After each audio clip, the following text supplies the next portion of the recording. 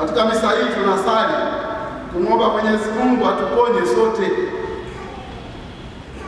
Ninawasihi kwa unyenyekevu wafiwa wasamehe, maji yakimwagika wasamehe, na wawe tayari kuanza upya, sio kama waoga, bali kama majasiri walio tayari kujenga upya yaliyoharibika kwa faida ya walio na wajao.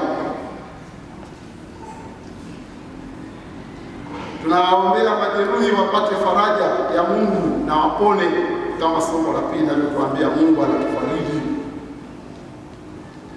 Tunawaombea waliopoteza mali zao waendelee kuwa na nia njema, na wasiwe wenye mamlaka kunyenyekea. Unyenyekevu sio udhaifu, ila ni mtu wa kijasiri na kukiri imani kuwa hakuna mtu ajitwaliaye wadhifa wa Mwenyezi. Ni Mungu tu muweza wa yote ndiye anayestahili kuitwa Mwenyezi. Mambo yakifanikiwa au yakiharibika ni ishara wazi ya uwezo wa uongozi. Kwa dhamiri safi tujichunguze na tutoe maamuzi ya kijasiri.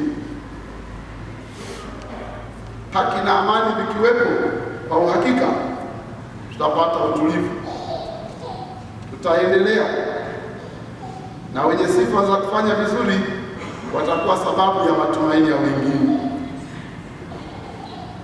Tuungane sote, jamii ya Wakristo wa Katoliki jimbo la Mbeya, kumwomba Mungu haya malengo ya misa hii yatimie.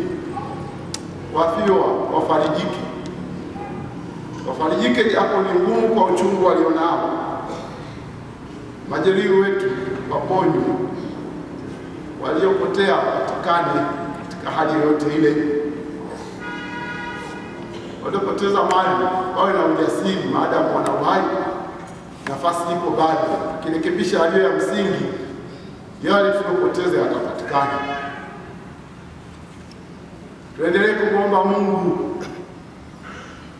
atusaidie kwa dhati kukiri mapungufu yetu, tuwe na toba ya kweli inayoleta mageuzi na masahihisho ya msingi. Isiwe nafasi ya kulumbana na kupimana nguvu, nafasi ya kunyenyekea miguuni pake Mungu.